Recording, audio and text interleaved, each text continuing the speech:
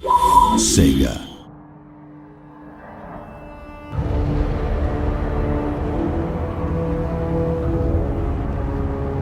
Hello, good evening, and welcome to the latest Total War Warhammer campaign walkthrough video. Today we're going to take a snapshot of a campaign we've been playing as the Empire, and the usual caveats apply. We're still a good 2.5 months from launch, and well into balancing and polishing.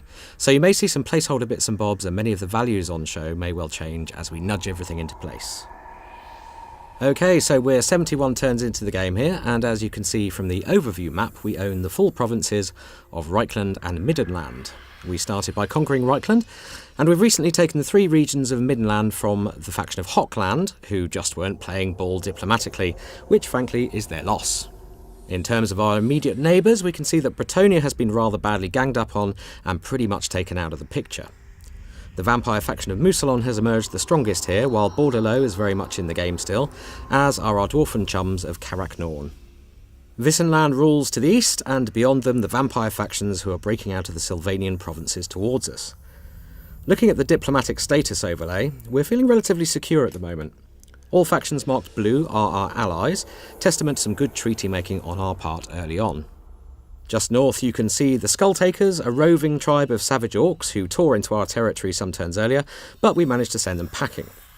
So with friends around us, but vampire enemies in the mix too, there's all to play for.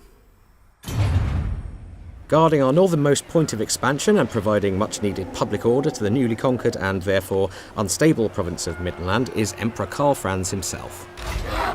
He's got a fairly well-balanced low to mid-tier army with him, composed of great swords, swordsmen, crossbowmen, Reichsguard and mounted pistoliers.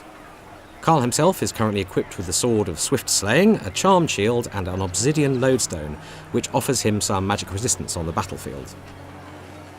Skills-wise, we've been focusing largely on improving his combat abilities, making him an all-round better warrior, and we've unlocked his early mounts. So let's upgrade his Pegasus for a tasty buff to its charge bonus.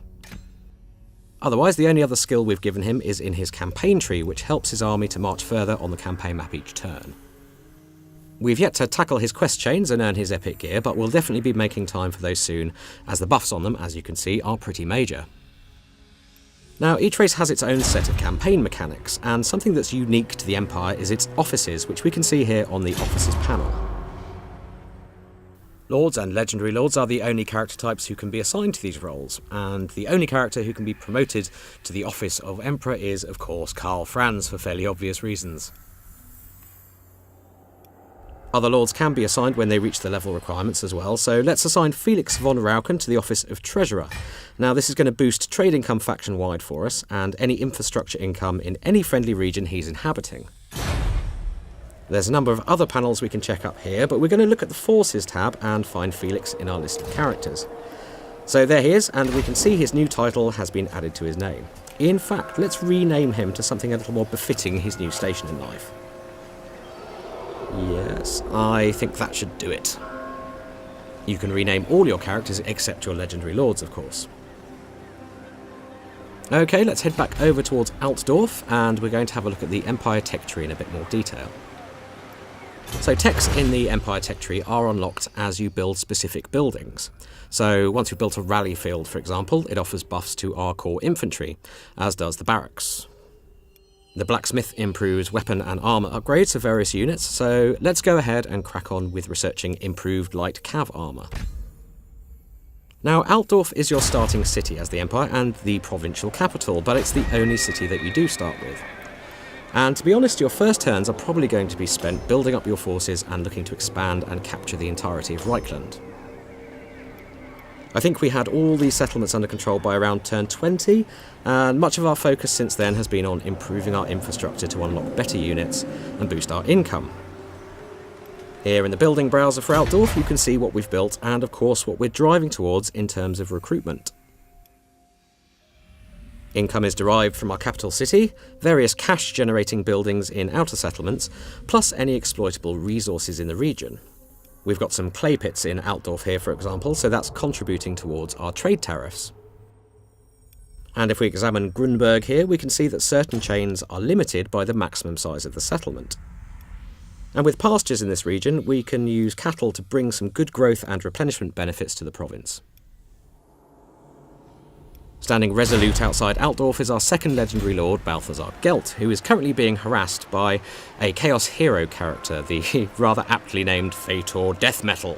No, not for We only you. recently recruited I am Balthazar to still our campaign, by so you. he's pretty low level still, but we can see from his skill tree that he's very much magically focused.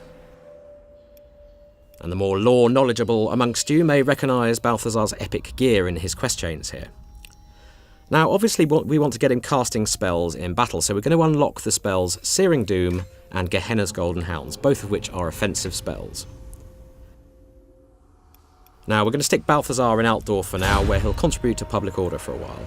Very well, I'll move. A quick glance over at our neighbours here reveals the influence of vampiric Moussalon. Corruption is spreading and twisting the foliage into something more vamp-friendly. Now, as we saw on the overview map, we have some vamps to our east too. And in fact, our mid-term game plan here is to keep our local loyalty solid, so we have some friends to call on if things start getting a bit too bitey on the borders. One last stop on our brief tour then, and we're going to head northeast, where we have one of our Empire Captain heroes on an exploratory mission towards the Chaos Wastes. Now? Rupert Sunscryer here is making good progress into uncharted lands, and he really isn't that far from the Chaos Wastes now. And the mere presence of chaos is starting to twist the land as well, and just north of Rupert here we can see just how that's happening. Black rocks are rising from the stony earth, lava flows are opening up, and arcane artefacts are beginning to appear. Add in the bitter weather up this way, which only gets worse the further north you go, and you're looking at a pretty inhospitable and attritional landscape. Okay, that's all for now. We hope you've enjoyed this gameplay snapshot, and do keep tabs on our social media channels for more campaign and battle videos coming your way very soon.